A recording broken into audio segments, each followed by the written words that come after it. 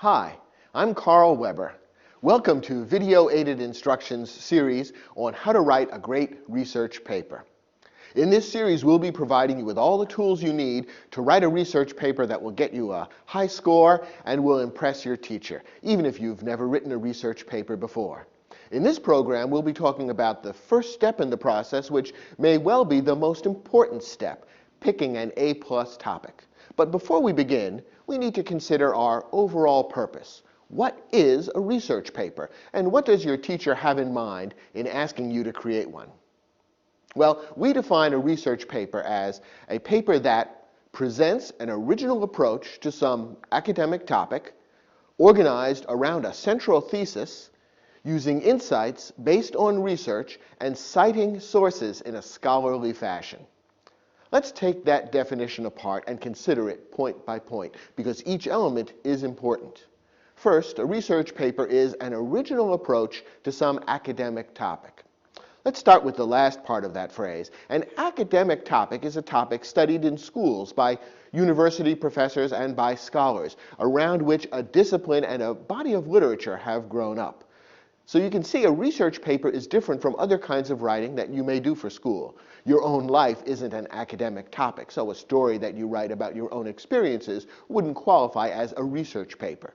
Neither are your opinions about music or current events or your philosophy of life or an imaginary narrative that you might write in the form of a story or a screenplay. So any of these kinds of writings which you might be asked to do in some classes in school would not qualify as a research paper.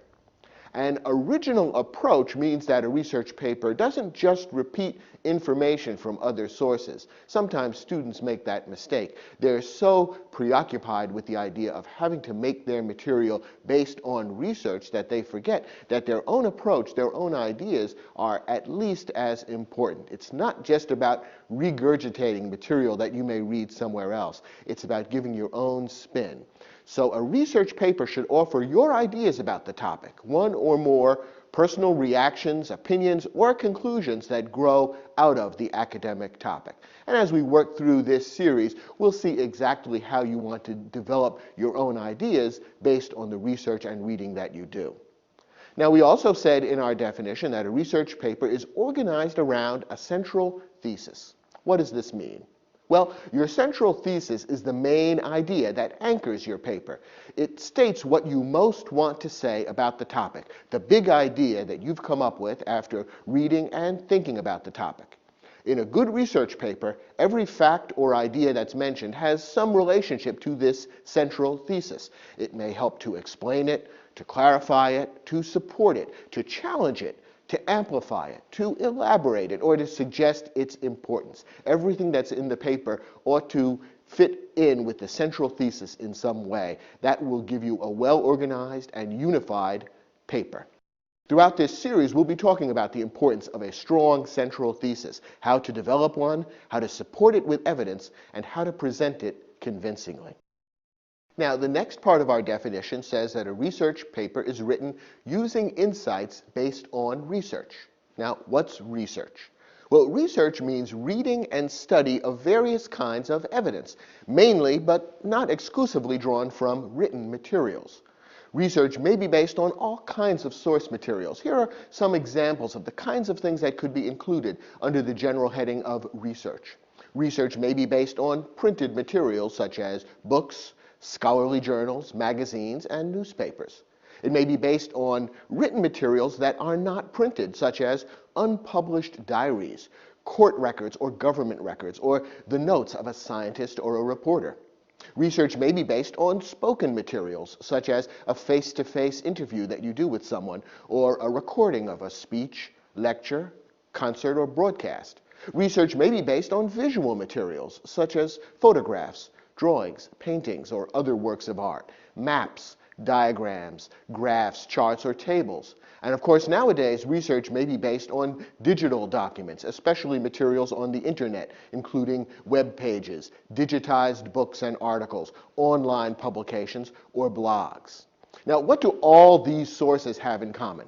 They all contain information of various kinds. And when you write a research paper, you're practicing the skill of gathering information, analyzing it, sorting it, drawing conclusions from it and explaining and demonstrating those conclusions in written form. And that's what creating a research paper is all about. And all of these processes add up to something called scholarship. And we'll be talking in this program about what the concept of scholarship is and how it fits into the work you do in creating a research paper for school.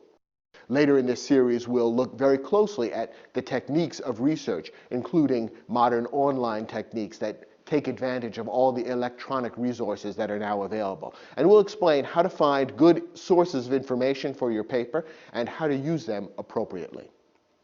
The final part of our definition says that when you write a research paper, you need to cite sources in a scholarly fashion. Well, we used the word scholarship a moment ago. What is scholarship? Scholarship is what scholars do, and scholars are people who practice the arts of scholarship, who operate in a scholarly way, which means building new knowledge by analyzing and learning from what others have done and adding fresh insights to it. Now, when I say scholars, what do you think of? What kind of person does that bring to mind?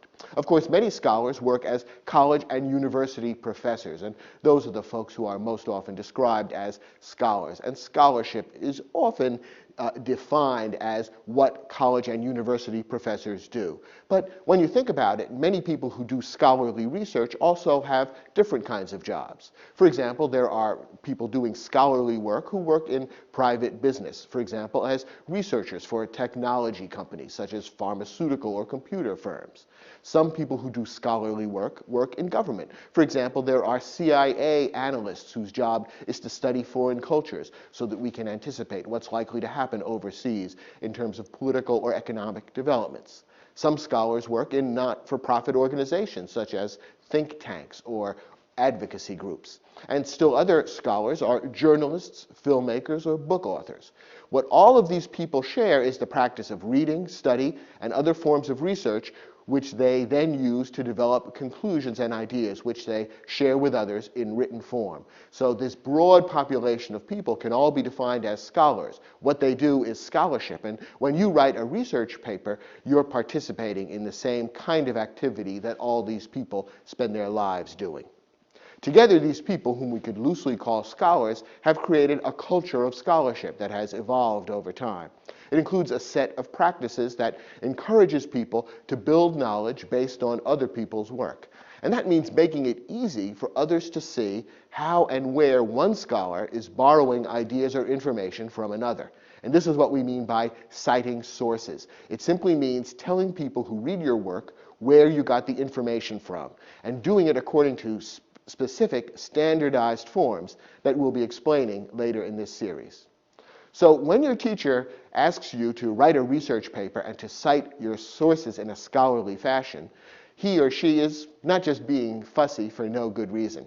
The idea is that you're participating in this larger community of scholars. You're contributing a little bit of knowledge to the vast body of information that has been developed over generations by all these scholars in all these different walks of life.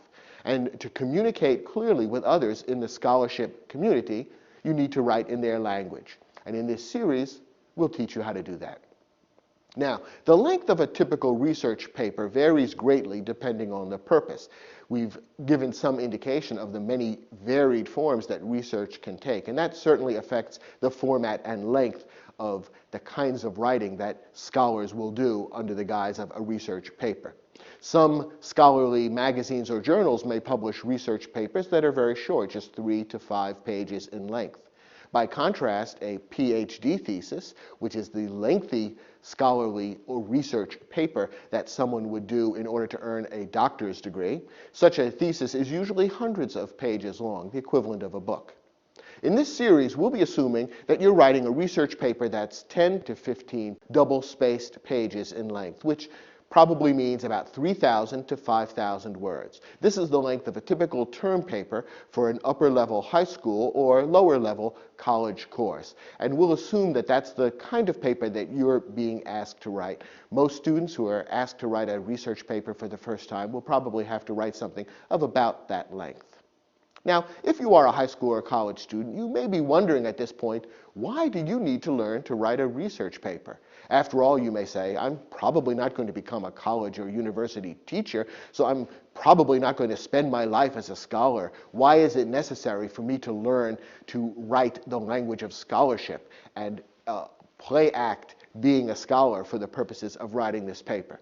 Well, those points are valid, but there are three good reasons we can think of why learning to write a research paper is important and therefore required of almost every high school and college student. Let's take a quick look at these three reasons. First, education, of course, is about the value of knowledge, and a research paper is all about uncovering knowledge and building upon it. So the ability to do research and use it intelligently in writing is a basic tool of any educated person. And this is why, over the years, high schools and colleges have agreed that being able to write a research paper is important for any educated person. You need to be able to draw information from many sources and organize it thoughtfully in a piece of writing. That indicates that you understand what you've read and have made it your own and contributed to the advancement of knowledge in some small degree yourself. So part of being educated is being able to write a good research paper, and that's why it's required in most schools.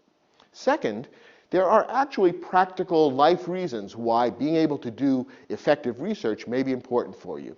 In today's economy, which is often called the knowledge economy, more and more people are using research skills in their daily work. University scholar Jacques Barzoun once defined an intellectual as anyone who carries a briefcase to work. That's a pretty broad definition, and by that definition, you could say that we live today in a world of intellectuals, since more and more people don't work with their hands, but instead work with their minds and with ideas, carrying a briefcase to work and working on a computer and wrestling with words and information on a daily basis. The point is that working with facts, information, and ideas is a fundamental category of work today, and the chances are good that you'll be doing that kind of work in your lifetime. So if you're going to participate in the knowledge economy, the skills that are involved in writing a good research paper will be useful to you in your daily life, even if you're not a university professor. Finally, understanding how to analyze, evaluate, criticize, combine, and draw conclusions from information sources is crucial to everyday decisions, including decisions like what products to buy, who to vote for, where to live, what job to take, and what government policies to support.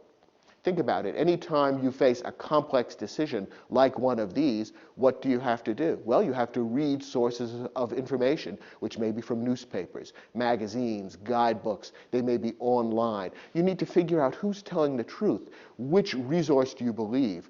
Who do you think is most authoritative? You need to combine ideas that may differ or disagree with one another. Figure out which one is most accurate and put it all together in a way that makes sense so that you can then make the decision that's best for you. All of these are research and thinking skills, which are very much like those that are involved in writing a research paper. So it may be that in your life, the most important thing you ever research is what car to drive or what house to buy. Even if that's the only kind of research you ever go on to do, you'll be glad that you've developed research skills like the ones that we'll be teaching in this series.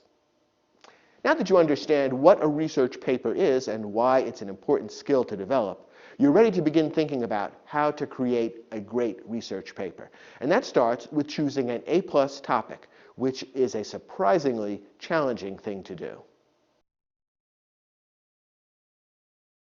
Now, in most cases, the general subject of your research paper has been assigned or suggested by your teacher. But a subject is not the same thing as a topic, and it's important to understand the difference. The subject that your teacher assigns is usually just a starting point. You have to do a fair amount of work to create a true topic from within that subject area. And once you have a topic, you'll need to focus on a particular question that you want to answer relating to that topic. Finally, you'll have to develop a thesis, which is the main idea you want to state about that topic in relation to the question. All of this is necessary before you actually write your paper. Let's take a few minutes to distinguish these four key elements: subject, topic, question, and thesis.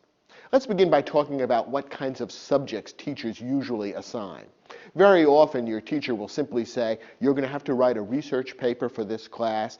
Consider that your term paper. It will have to be such and such a length, and it will need to be drawn from a topic that we discuss somewhere in this class.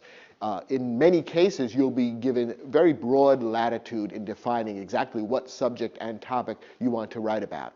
In other cases, the teacher may give you a more specific subject. The teacher may indicate the kind of question that he or she wants you to focus on, or may give you a general subject from within the coursework. For example, suppose you were taking a course in American history, and in the first semester or the first half of that year-long course, the most important subject that you discussed was the American Civil War and the important impact that it had on our nation's history. Well, your teacher might say, I want you to write a term paper, a research paper that deals in some way with Abraham Lincoln, who was, of course, the president who presided during the Civil War. That would be the subject of your paper, Abraham Lincoln.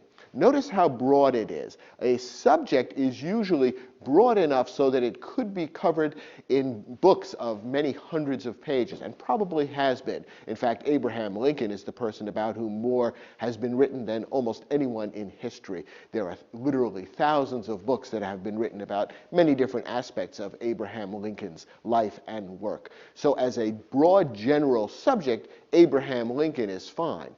It would never work as a topic for a research paper, because remember, a research paper of 10 to 15 pages is going to need to be focused much more narrowly. Otherwise, there's no way you could adequately cover the material in just 10 to 15 pages. A subject, then, is a very broad category, a broad, sweeping definition of the kinds of things you're going to need to write about.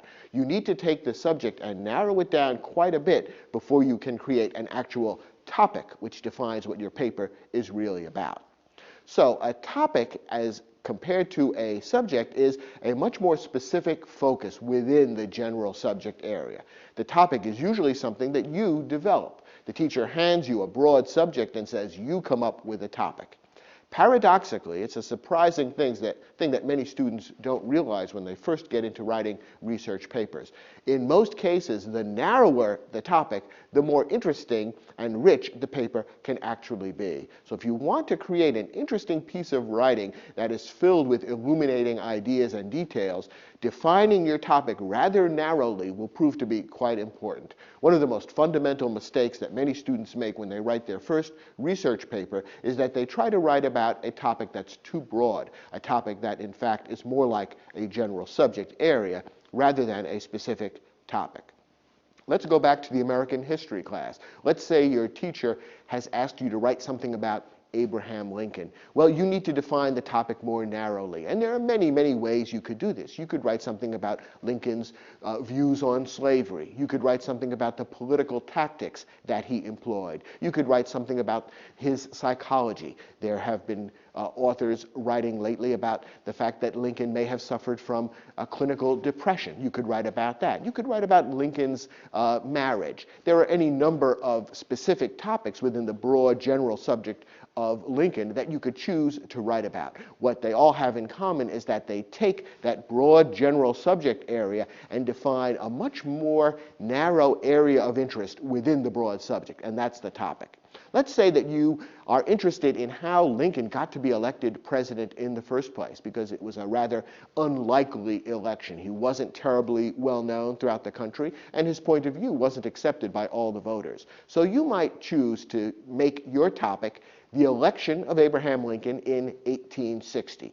That's a workable kind of topic for a 10 to 15 page research paper. And that's the first way to begin judging an appropriate topic for your research paper.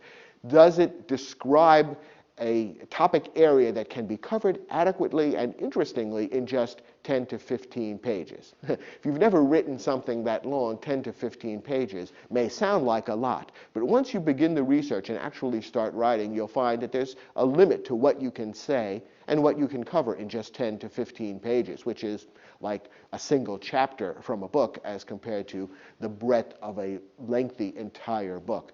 There's a severe limit to what you can cover in a 10 to 15 page paper, and that's why your topic needs to be defined rather narrowly. The election of Lincoln in 1860 works pretty well for a paper of this length. Now, once you've got a topic, you next need to define a question that you want to answer in writing your paper. The best topics are usually built around intriguing questions that the student actually is interested in answering. So here's one possible question that you might want to ask yourself about Lincoln's election in 1860. Here's the question: how did Lincoln, an obscure politician from the Midwest, win the crucial 1860 election against better-known competitors? Once again, this works well for a paper of 10 to 15 pages in length. It's the kind of question that could probably be answered reasonably well in a paper of that length. If you were going to write about a much broader topic, the questions would be equally broad and, again, almost impossible to answer in just 10 to 15 pages. For example, there have been many full-length biographies of Lincoln built around the question, what made Lincoln a great president? And there's so much to say about that, about his personality, his political skills, his reaction to the great issues of his day, and so on and so forth. There's so much to say there that you almost need to write 300 pages to answer that question effectively. This much narrower question, focused just on how Lincoln managed to win the 1860 election, is something that could be covered reasonably well in just 10 to 15 pages. It's an interesting question as well, and therefore it'll work well in helping us to define what our paper is going to be about. Finally, before you actually write the paper, you will need a thesis. And as we've mentioned, the thesis states what you want to say about the topic. It's your conclusion based on your research and thought. Remember what we said earlier in the program. A research paper isn't just about what other people have written and thought. It's about your ideas, your opinions, and your conclusions concerning the topic. So it's not enough to just do a lot of reading and then regurgitate it on the page. Instead, you've got to come up with your own conclusions and ideas and opinions and state them in a thesis. A strong thesis, one that makes for a good research paper, can usually be stated in a single sentence. Here's an example of a thesis that you might come up with for the topic of Lincoln and the election of 1860. The thesis might go something like this: Lincoln was elected in 1860 because his ambiguous position on slavery attracted support from various groups who didn't necessarily agree with one another.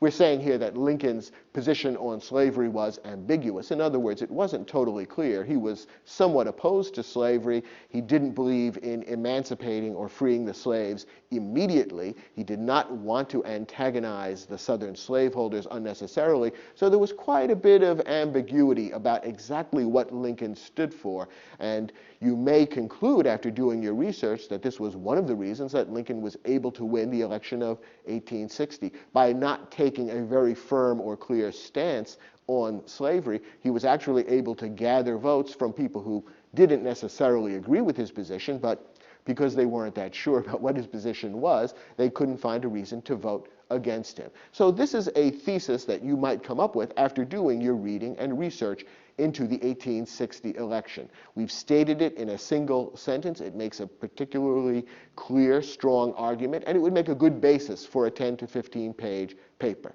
Now, of course, you might come up with a very different thesis.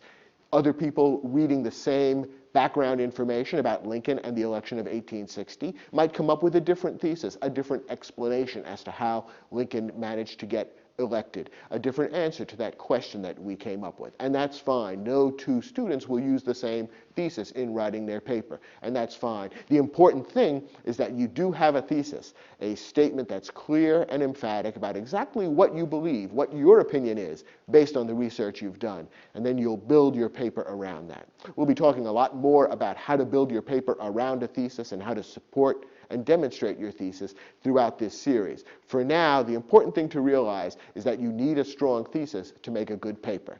The sentence that states your thesis may or may not actually appear in your final paper. That's not important. The most important thing is to have a thesis, to state it in a sentence, because that will create a focus around which you can build the entire paper. Let's consider a couple of other examples about how you would go from subject to topic to question to thesis. Suppose you were taking a course on art history and you were learning in this course all about modern 20th century painters. Matisse and Chagall and Picasso and many others.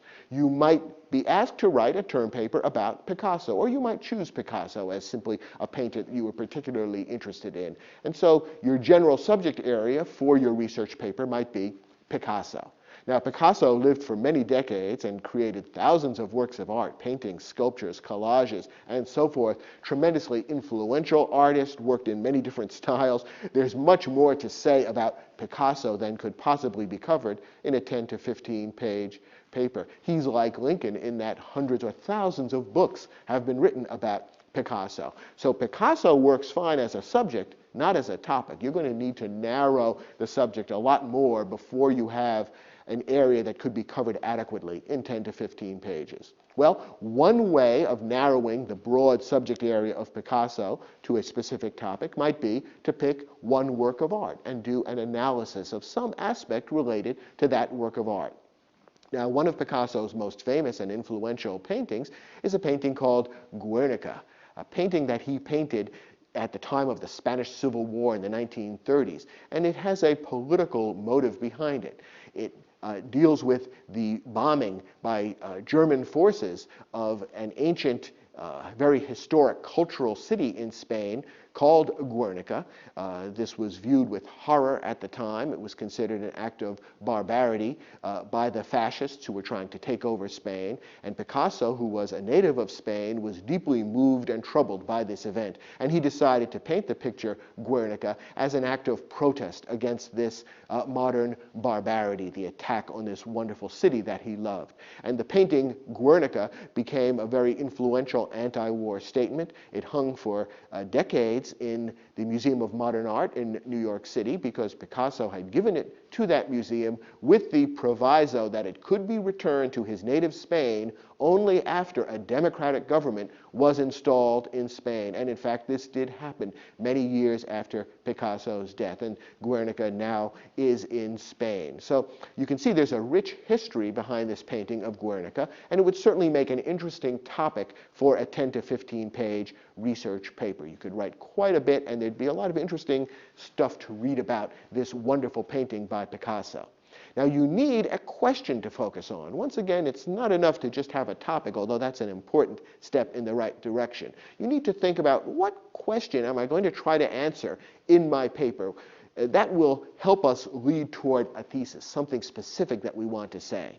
Well, there are many things that could be asked about Guernica. How did Picasso paint it? What is the story behind his choosing this topic? How can we explain the various stylistic elements of the painting? For example, some art critics have pointed out that the painting really doesn't depict modern warfare. You don't see bombers or tanks in the picture. Instead, you see archaic symbols of war, such as the broken sword in a soldier's hand. So in an odd way, although Picasso is writing about a modern tragedy, he is using symbols and images drawn from ancient warfare. Why did Picasso choose that style? Would be an interesting question.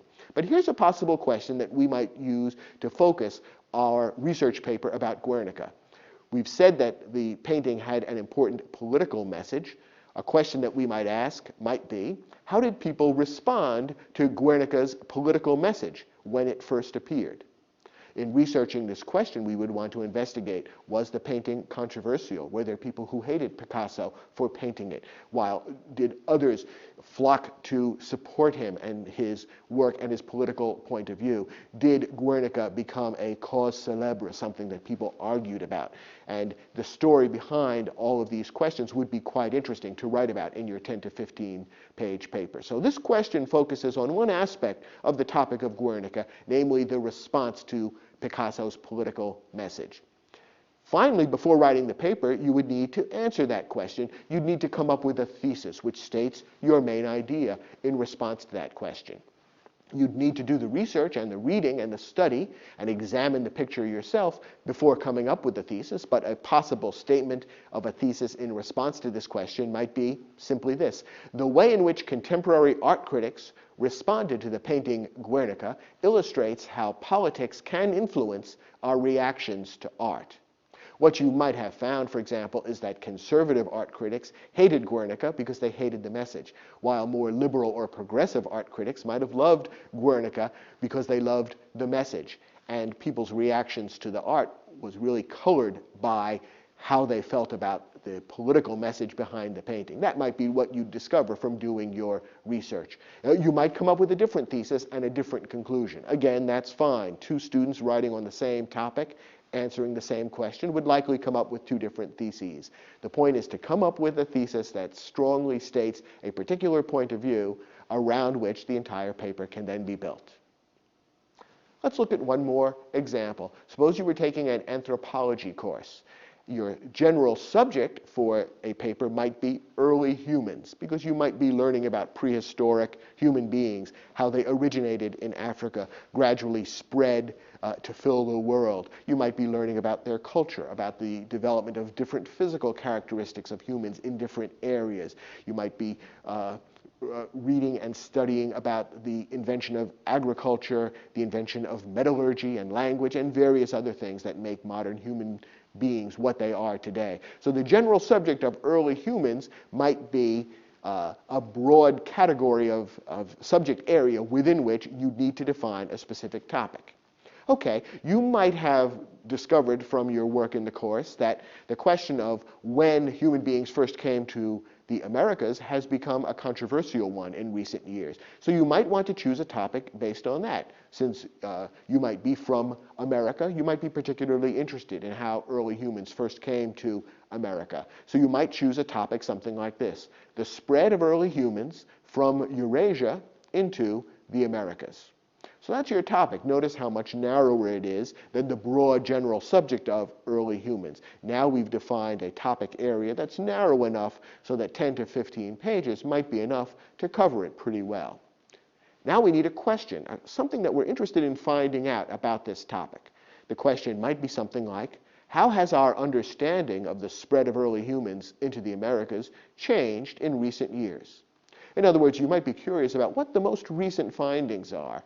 Archaeologists and scholars are constantly finding new sites where early humans first lived in America, with arrowheads and tools and signs of ancient fires, all of which add little by little to our knowledge of early humans in the Americas. So you might be interested in writing a paper based on research into what those most recent findings are. What are the new discoveries, and what do they tell us about early humans in the Americas? And after doing your research, you need to come up with a thesis that summarizes in a sentence the main point of the paper, your main answer to the question. Here's a possible thesis. Recent archaeological evidence suggests that humans migrated from Eurasia into the Americas thousands of years earlier than formerly believed. In other words, the timeline that historians and scholars now assume to be true has been changing quite a bit as new evidence has been discovered. It seems that humans came into the Americas much earlier than was previously thought. And you could write a nice 10 to 15 page paper summarizing the recent studies, why scholars are changing their minds about the timeline, and all of that could be explained quite nicely in 10 to 15 pages. Well, now that you've seen the difference between a broad subject and a narrower topic, the question that you want to ask about the topic, and the thesis, which answers that question, now that you understand what these 4 steps are in creating a paper, you might be wondering, how do I get from subject to topic and ultimately to thesis?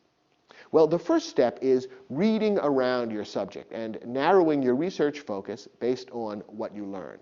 Reading around your subject means doing background reading, which will help you to come up with a specific topic that interests you, that seems to have potential for a good paper, where there are good research sources available, and where you think you'd be able to write something that you'd enjoy writing and which would add something to your own knowledge and perhaps even to the knowledge of the world. So reading around the subject means immersing yourself to a degree in the general subject area, learning as much as you can about it, so that you can then come up with some more specific topic ideas based on your preliminary knowledge of the broad subject.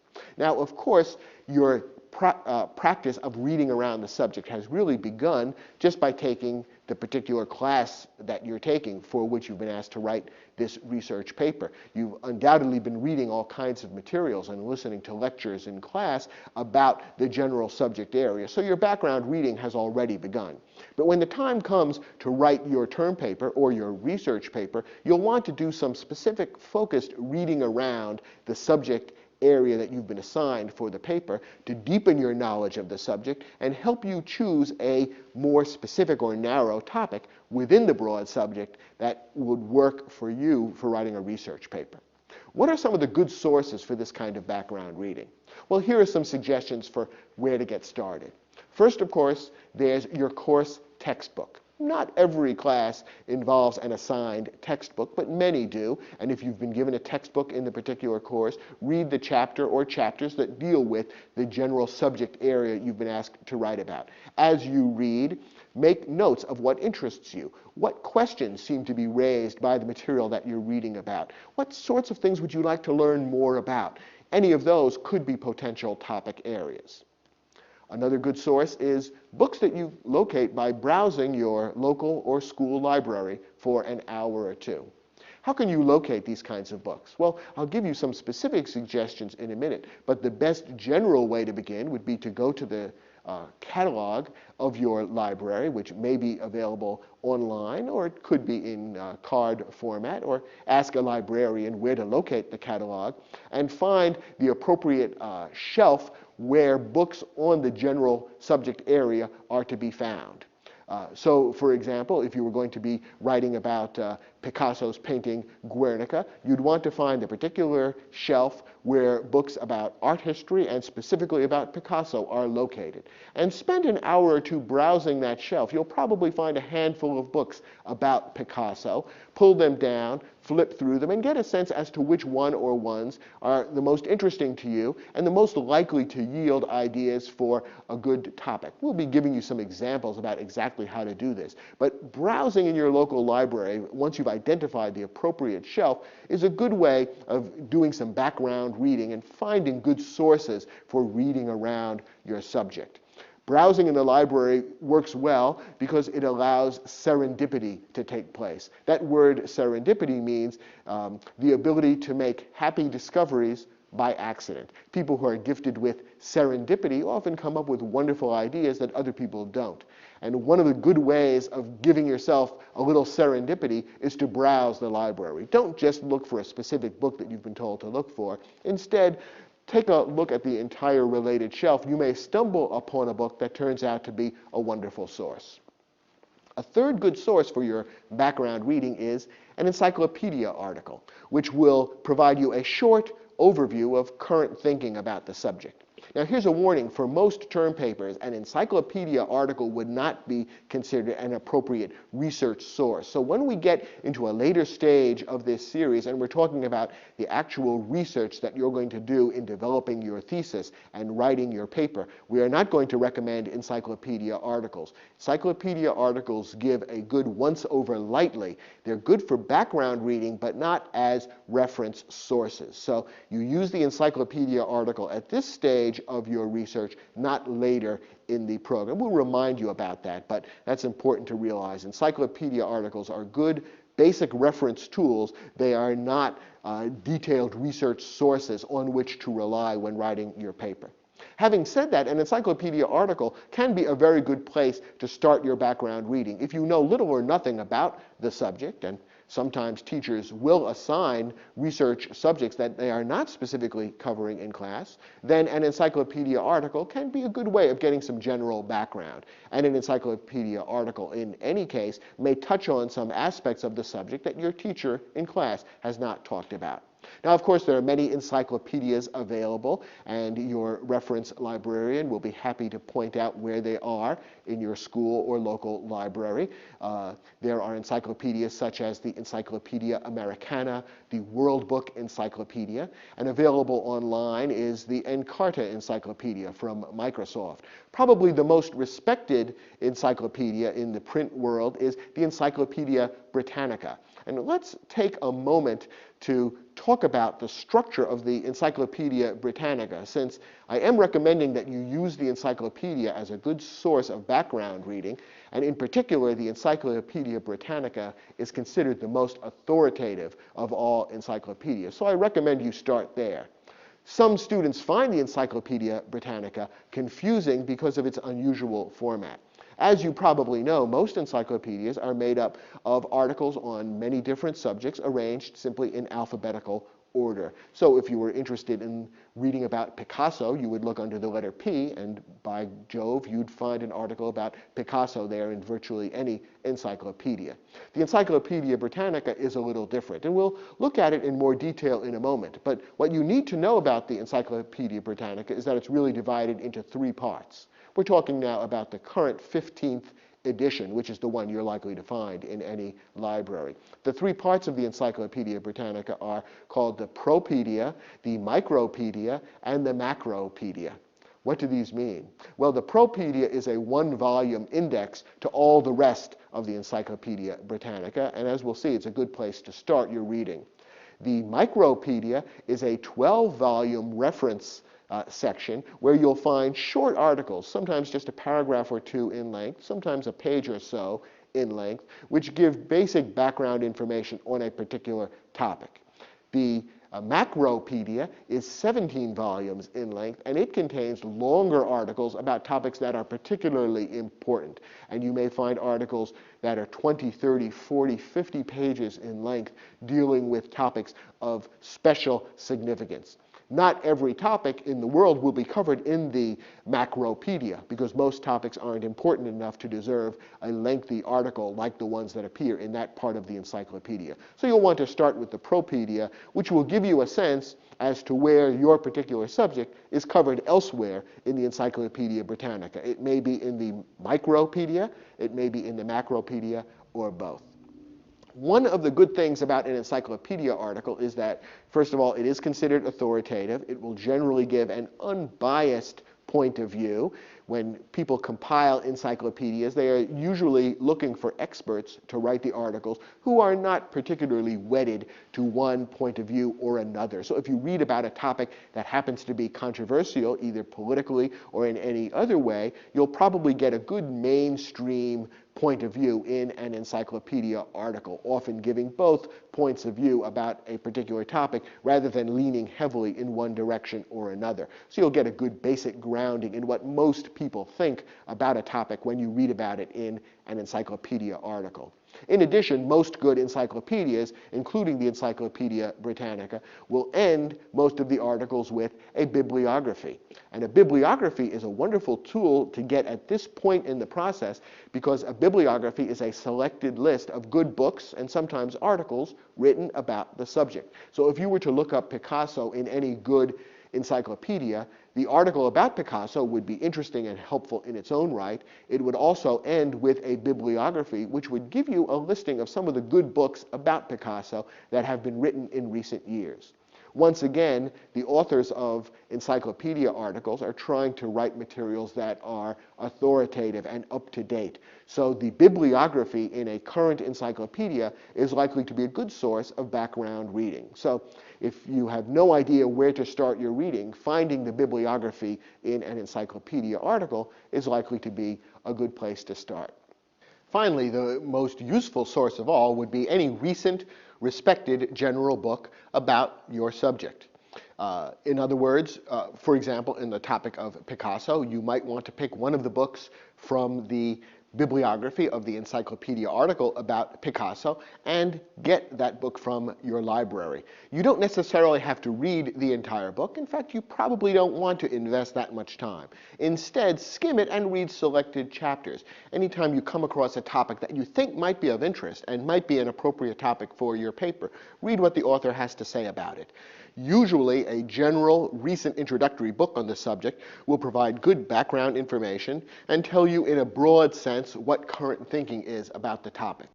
One of the things you want to avoid is relying on any sources that are outdated and which present ideas which may no longer be considered accurate. So a recent book would usually be your best choice. And of course, any introductory book on a subject that you're studying in school is likely to also include a bibliography, another list of other useful books. So one good book can lead to others. So your background reading might begin with your course textbook and books that you encounter by browsing in the library, as well as an encyclopedia article. And all of these things should lead you to finding one or two good, strong, introductory general books on the subject, which you can dip into, read parts of, skim, and use as a source of good ideas for possible topics that you might want to write about.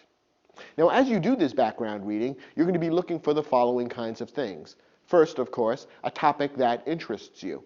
If you're interested in the topic, chances are good you'll be able to write a nice paper about it. If the topic bores you and you pick it just because you think it's the kind of thing your teacher might like, chances are good your paper will reflect your boredom and not be very interesting in and of itself. So look for a topic that you actually want to learn more about yourself, and that will lead to a better paper.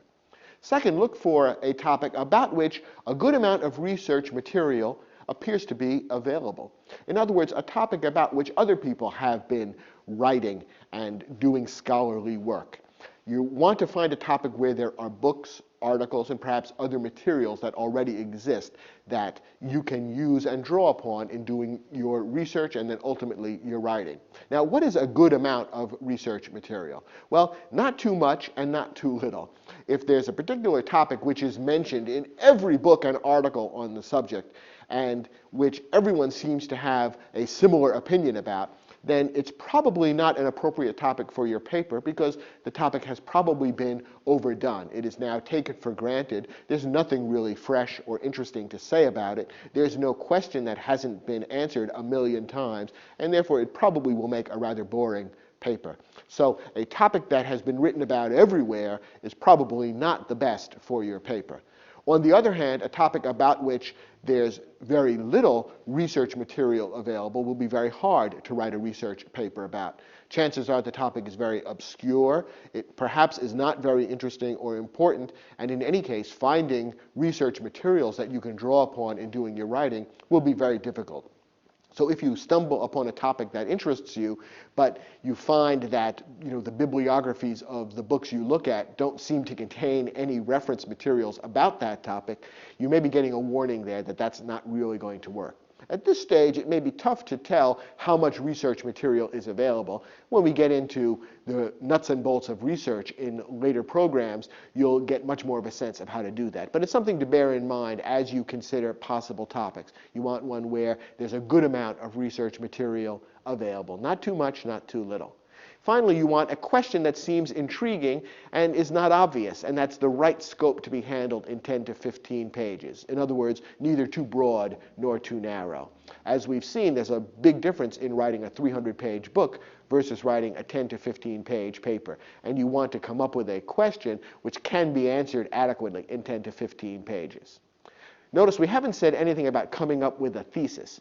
You don't want to try to answer your question yet because you probably don't know the answer to the question. In fact, if you know the answer to the question too early in the research process, that may mean it's a boring question, too obvious and too easy to answer.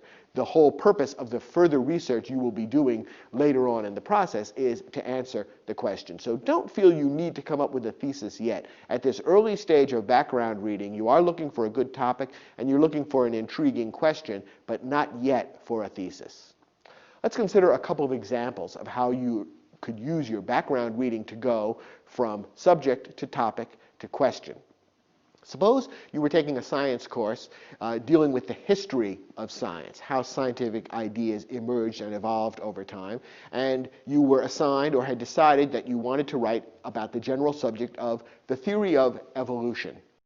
Okay, it's a very broad subject about which hundreds or thousands of books have been written, and there are many possible topics within that. You would need to do some background reading to narrow that general subject of evolution. Your background reading might begin with a biology textbook or the history of science book that you used in your class. You'd go through it. focus on the sections related to the origins of the idea of evolution and look for a particular topic that was of interest. You would probably want to grab an encyclopedia and read the related articles about evolution and perhaps about the great evolutionary thinkers, such as, above all, Charles Darwin, the 19th century scientist whose name is most associated with the theory of evolution. And at the end of those encyclopedia articles, you'd find what? Of course, a bibliography, which would recommend some good recent books on the subject. And you could then use your library to find a couple of those introductory books and skim through them in search of interesting ideas. Now, when we went to our library looking for background reading about evolution, here are some of the things that we found. First, we went to the Encyclopedia Britannica and looked at the Propoedia. Remember, that's the one-volume index of the Encyclopedia Britannica. It's one volume that gives you guidance on using all the other volumes of the encyclopedia. And what we found is that the Propoedia begins with an 8-page table of contents. That's the first place to look. And this 8-page table of contents divides all knowledge into 10 different subject headings. Part 1 is matter and energy. Part 2 is the earth. Part 3, life on earth, and so on, going through all the areas of human culture and history, all kinds of topics that would be covered somewhere in the encyclopedia. Well, where would evolution be within this 10-part structure? By leafing through it, we can figure out that evolution appears in Part 3, which is headed Life on Earth. And Part 3 is itself divided into 5 different sections, of which the first section, called Division 1, is headed The Nature and Diversity of Living Things. And within Division 1, there are 3 subject headings. Subject heading 311 is Characteristics of Living Things. Subject heading 312 is titled The Origin of Life and the Evolution of Living Things. Aha, we've hit pay dirt. We can then turn to page 96, which is keyed to this particular subject heading, and we'll find there a listing of all the articles elsewhere in the Encyclopedia Britannica that deal with evolution. So if you're looking for evolution or any subject in the Encyclopedia Britannica, start with the Propoedia and find the particular subject heading by going through that detailed table of contents that covers your subject. Turn to that page in the Propoedia and it will tell you what other articles in the Micropedia and Macropedia are most relevant. So within a few minutes, you'll have pinpointed the specific pages in the broad Encyclopedia Britannica that cover your subject and which would make good background reading.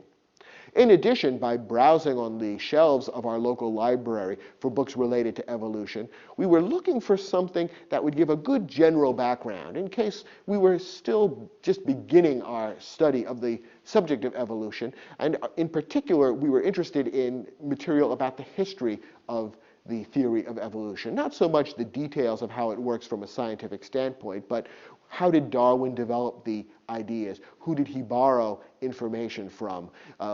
Was the idea of evolution something that he created entirely on his own, or did other thinkers contribute to it? So we found a shelf filled with books about evolution, many of which deal with very specific topics that don't really work in relation to our term paper.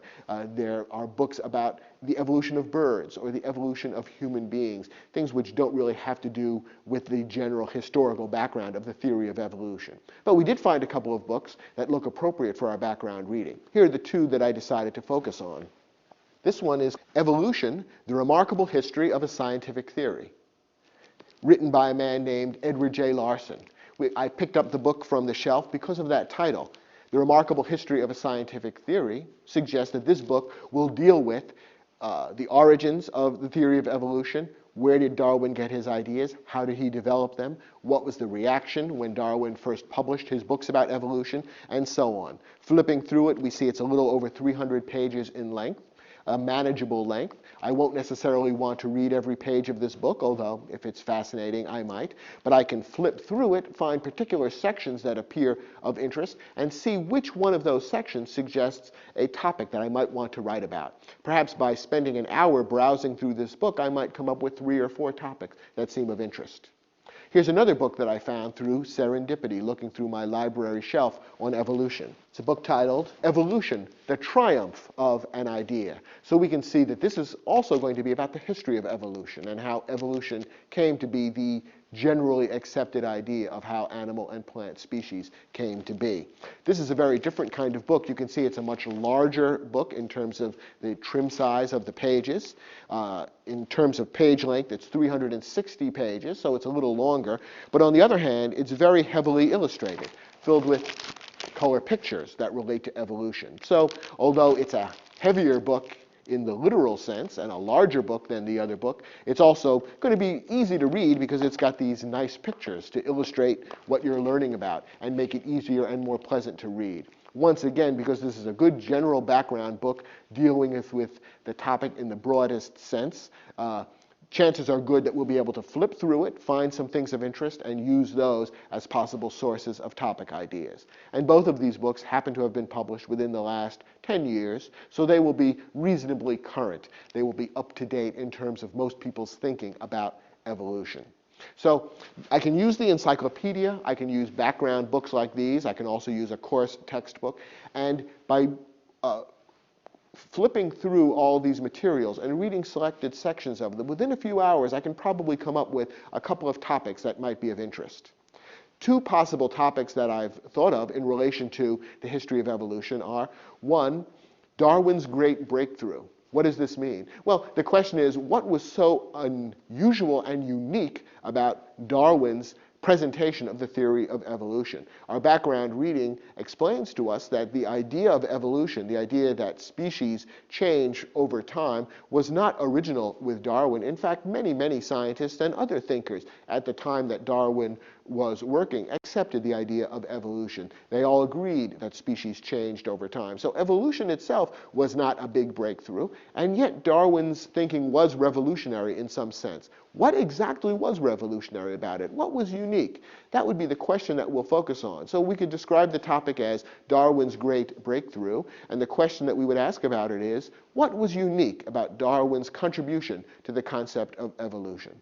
So we're not going to analyze the entire theory of evolution. Instead, we're just going to focus on whatever specific element Darwin uniquely contributed. And that's a topic that we could write about in 10 or 15 pages.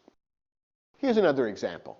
Suppose you're taking a literature course built around the great novel Moby Dick by the American writer Herman Melville. You'd have to write a term paper, and you'd need to come up with a specific topic and a question and a thesis, which would work for a research paper of 10 to 15 pages. What would your background reading for this assignment be? Well, of course, the novel Moby Dick itself would be part of the background reading. And the chances are good that your edition of Moby Dick that you're reading in class has an introduction or a foreword or an afterword which contains some interesting ideas and evaluation of Moby Dick, which might in itself suggest some topics. Then you could turn to the encyclopedia and read the articles about Moby Dick and about the writer, Herman Melville. And you could also browse or use the bibliography from the encyclopedia to come up with some general books about Melville and about Moby Dick. For example, in my local library, I came upon first this biography of Herman Melville. It happens to be a long 2-volume biography, so it's a very detailed biography, what I think of as a what did he have for breakfast kind of biography, going right down to the level of great detail about Melville's life. This is the first of the 2 volumes, and it covers the period through 1851, which includes the publication of Moby Dick. So this would be the most relevant to our study of that particular novel. Again, I'm not going to read the whole book. I'll browse through it to find some ideas of interest which could lead to a good topic for my paper. A second type of background reading book might be a book like this, New Essays on Moby Dick or the Whale. This is a collection of short pieces by a variety of writers discussing various aspects of Moby Dick. Once again, I wouldn't necessarily read the whole book. I'd simply flip through it, read particular articles or essays that interested me, and maybe come up with a good topic based on what some of these other writers have written about. This is the kind of background reading that could help me develop a good topic and ultimately a good thesis.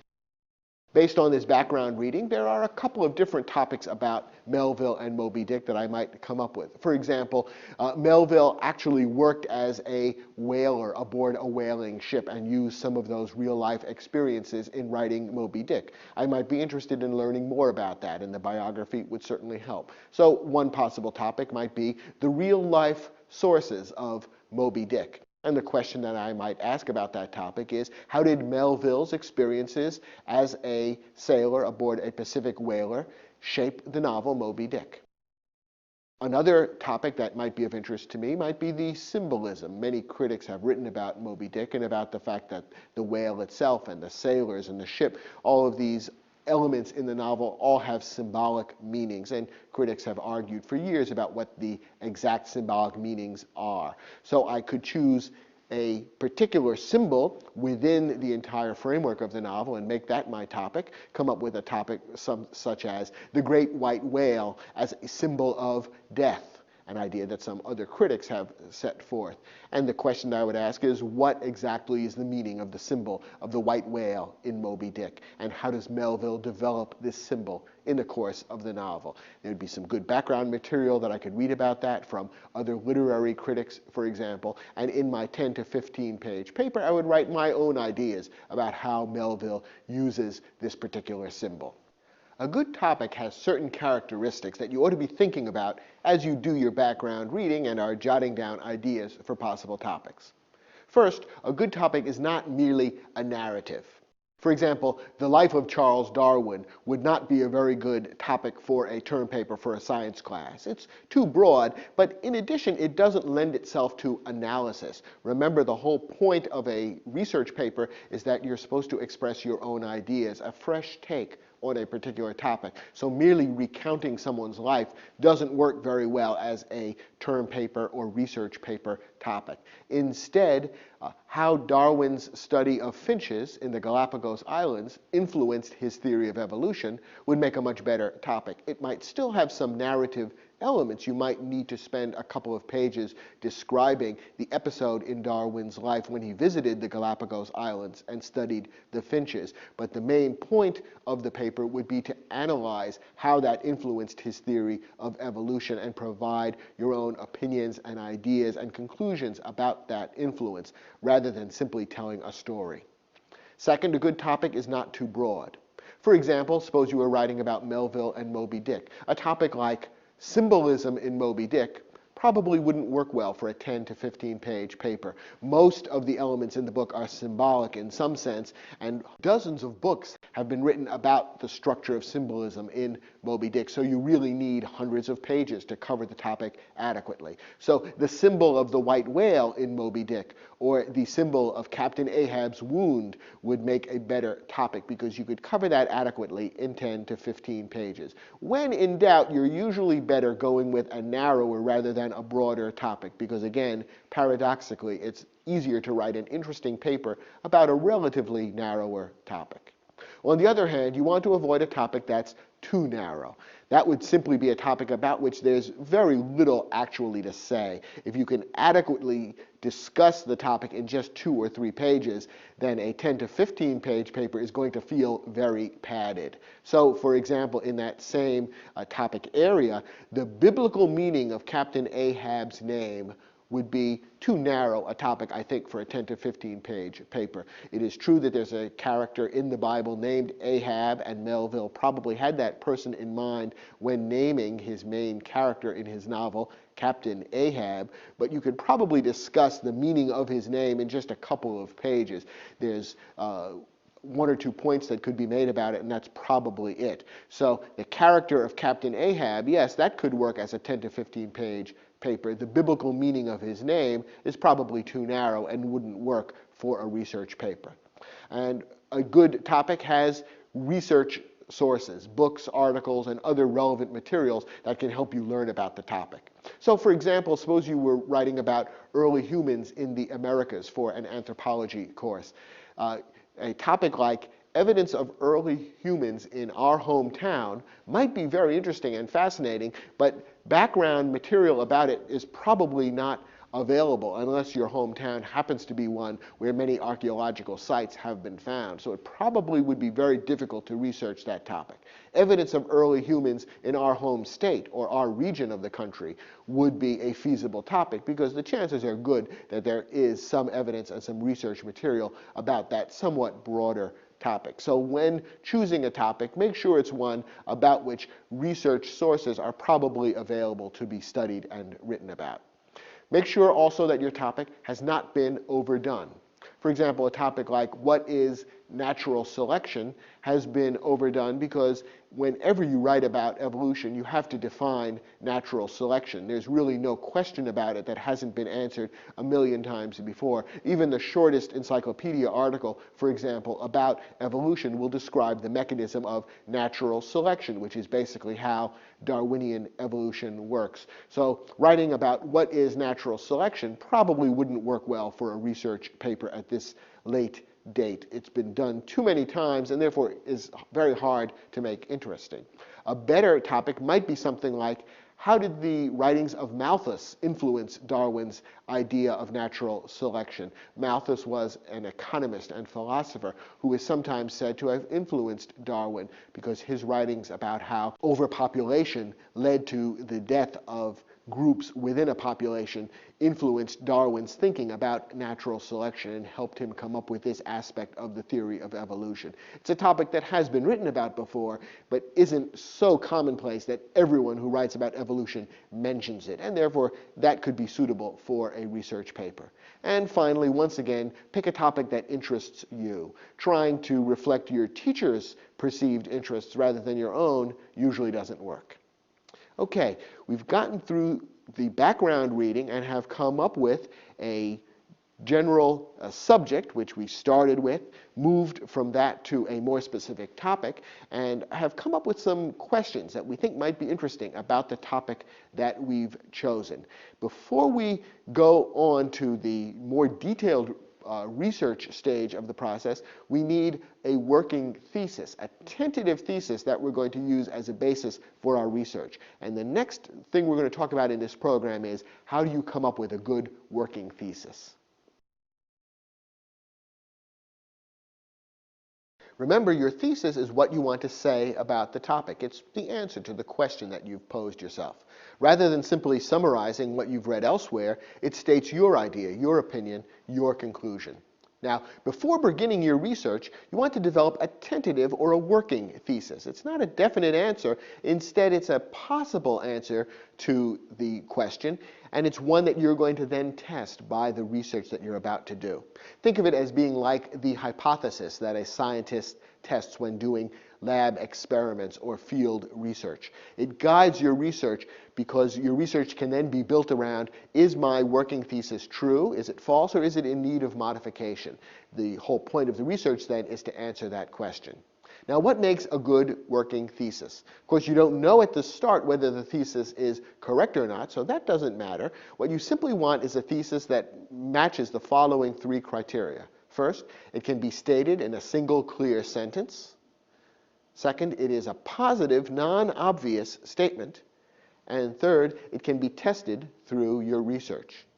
Let's look at some examples of possible working theses and see which ones meet these criteria and which ones don't, and how to improve the ones that don't work very well. Suppose you were taking an American history or a Black Studies course and you wanted to write a paper about the general subject of Malcolm X, who was, of course, the great civil rights leader, the great black leader who was assassinated in the mid-1960s and who has been the subject of much controversy since his death over the nature of his ideas and how they were evolving. You would do some background reading, of course, including, for example, his autobiography and some books or other materials that have been written about Malcolm X. And at a certain point, you would begin to narrow your focus onto one particular aspect of Malcolm X's life, work, or philosophy. And then you would need to come up with a working thesis that you would then test in your research. Let's look at some examples of good and bad working theses that might or might not serve to guide the research that you would do into the life and thinking of Malcolm X. Try this as a working thesis. Malcolm X's changing attitudes toward racial integration. How does that work as a thesis? Well, actually, this is not a thesis at all. Notice that it's not stated in the form of a sentence. It's simply a phrase describing a general topic area. Therefore, it doesn't match our criteria for a good thesis because it doesn't make a positive statement. The fact that it's not in the form of a sentence is a good clue. It doesn't really say what you're going to say about Malcolm X's attitudes. It simply states that you're going to investigate Malcolm X's changing attitudes toward racial integration. It's more like a topic than a thesis. We could turn this into a good working thesis by rephrasing it this way. Malcolm X's attitudes toward racial integration became more positive during the last 6 months of his life. Okay, now we've stated it in the form of a sentence. It's making a clear statement about a possible position or opinion that we might want to take in our paper, and we could then do research to test whether this is true or not. Were, in fact, Malcolm X's attitudes toward integration changing in the last 6 months of his life? How did they change? We can do reading and research and investigation to determine whether this is true or not. So this makes a good working thesis that could guide our research. Here's another possible working thesis. How well does this work? As a leading figure in African American history, Malcolm X's racial attitudes have importance for all Americans. How does this work as a working thesis? Well, the problem with it is that it's probably too obvious. It's true that Malcolm X is a leading figure in African American history. He's one of those people, along with Martin Luther King Jr., who is talked about whenever African American history is discussed. So simply saying that his racial attitudes are important seems fairly obvious. He's a major figure in history, so his ideas would be worth studying. It's a rather obvious conclusion, and therefore not really a very interesting one to test in your paper. A better working thesis based on this same general area might be something like this. The racial attitudes of Malcolm X were profoundly influential among African Americans during his lifetime. Okay, now this is a less obvious statement. It is saying that before Malcolm X was killed, he had already had a tremendous impact on the thinking of other African Americans. This is something that might be true or might not be true. You could go ahead and test it through your research. You could try to find out how widespread Malcolm's ideas had become by the time of his death. Did many people accept them? Were they controversial? Did many people reject them? Were many people simply unaware of them? How widely were his speeches read and broadcast? That kind of thing. You could really examine this question and come up with either a true or false about it. So it's not an obvious statement like our bad working thesis. It's a good working thesis because it makes a specific, interesting claim which can then be tested by research. Here's another possible working thesis. What do you think of this one? Had Malcolm X lived, his attitudes toward racial integration would have changed dramatically. Actually, there are people who have said this, that in the late 60s, Malcolm X would probably have evolved quite a bit as a thinker. Can we test this through research, however? The problem with this as a working thesis is it's rather difficult to test what might have happened if someone had not died. You could write a very interesting short story or novel imagining a world in which Malcolm X did not die and imagining how he might have evolved as a person and a thinker. But it's rather hard to come up with a definitive answer based on research to a purely speculative question like this. So this probably doesn't work very well as a working thesis for our research paper because it's almost impossible to really test its truth via research. Here's a working thesis, however, that is testable. Some of Malcolm X's leading followers have distorted his racial attitudes. Okay, now we're making a statement about what has happened to Malcolm X's thinking since his death, that some of the people who claim to be his followers have actually distorted his ideas. We could test this by reading Malcolm X's own philosophy and comparing the things he said to the things that his followers said and see, do they really match up, or have the followers taken Malcolm's ideas and distorted or changed them? So this is something which we can do research to test and decide, yes, it's true, or no, it isn't true, as opposed to the bad working thesis, which is not really testable.